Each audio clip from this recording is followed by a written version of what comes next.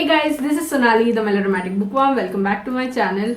I make book related videos on this channel, so if you'd like to see more of such book related videos, then please do hit subscribe and click on the bell icon so that you can stay notified about whenever I post new videos. I'm here today with a book by Najia Rizvi that talks about a girl who wants to live life her way while respecting her parents' wishes.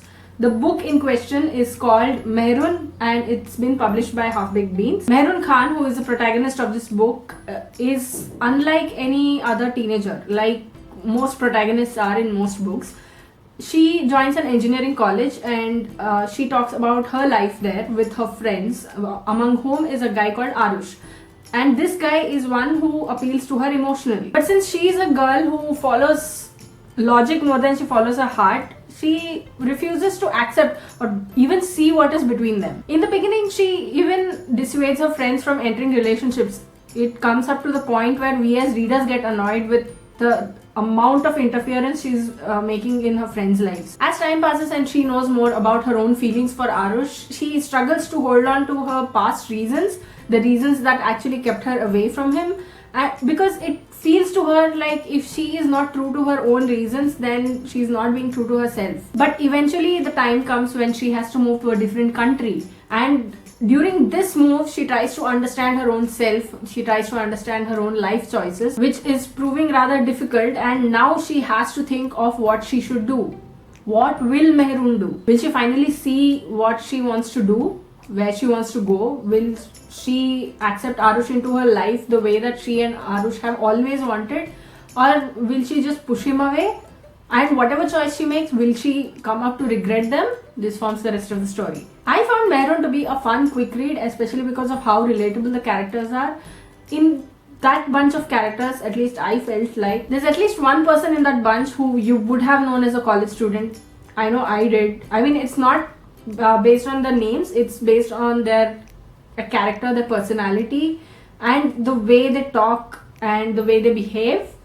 And I did recognize a couple of people from there, though they were not really pleasant memories. But otherwise, the author, she talks about college days. She brings a sort of a nostalgia to the whole college experience, like going so many years back into the past and then reliving that whole life through this book. That was something else. The author talks about different events in a college student's life, right from the freshers party, the ragging, or should we say the orientation sessions that the seniors have for the first years, and then you have the college fest, the roaming around with friends, the just sitting around and talking complete nonsense with them, and spending time at your favorite roadside dhaba, or just going to movies with them, or just spending time with them, and all the drama that comes with being a college student, and then right up to graduation day. But this book goes beyond just graduation. It talks about the lives of Mehrun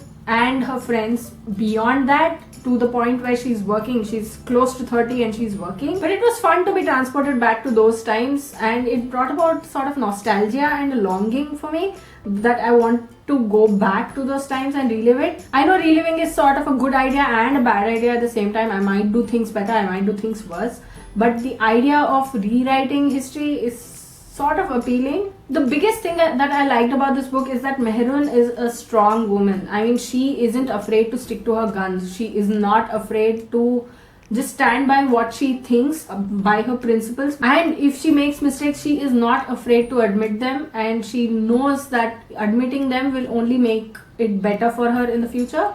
And that is one of the biggest things that I liked about Mehrun. Mehrun loves and respects her parents. She cares about her close friends and will support them no matter what. And she does some crazy things while being aware of the repercussions. But despite that, she will still stay on the right side of the line, but she will still do those crazy things. I don't know if that makes sense, but that's how Mehrun is. And the book is filled with cliches. Like, some of them are good, like very good. Like, I have not seen this anywhere, but it sounds like a cliche sort of thing. And then some make you go, oh no, not again. I don't want this again here. But overall, they sort of bring that weight to the book because it's familiar as well as it's not familiar in its own way, because it's a story of a completely different person. But these cliches reinforce the fact that experiences in college life are different for different people because of the circles they move around in, because of the actual incidents that happen in their own lives. But college life as a whole is still a collective bunch of craziness for everyone. Like there's no exception for that. Everybody has a different way of experiencing college life, but that craziness is there in everyone's college life.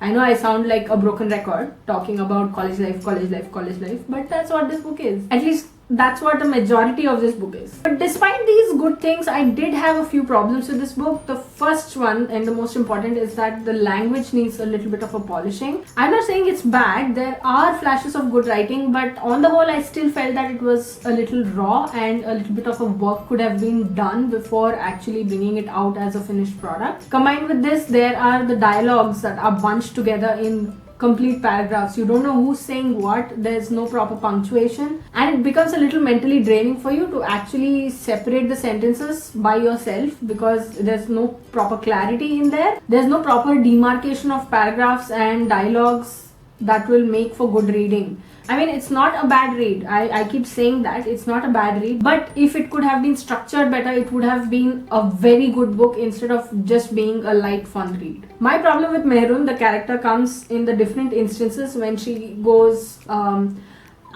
not shallow, I'm not judgmental, but it's the but that matters.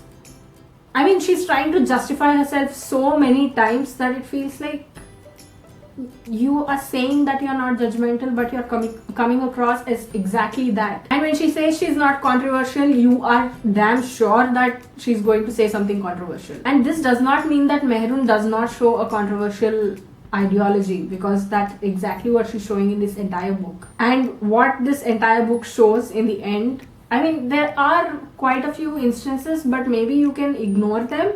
But still, when those instances happen, you just find that she's trying to hide her ideology behind her ifs and buts. I'm not doubting her ideology, but when those ifs and buts become so often, then you just tend to question whoever is talking those ifs and buts. Plus, there's an excess of description going on in this book. For example, when they enter an auditorium, you could say that it was decorated and it was decked up so that the function or whatever it is could take place smoothly. And we know that in case of a fire mishap, there are measures to be taken, but you don't have to elongate it, elucidate it so much that you're like, this sounds odd. For example, here's what the exact thing is.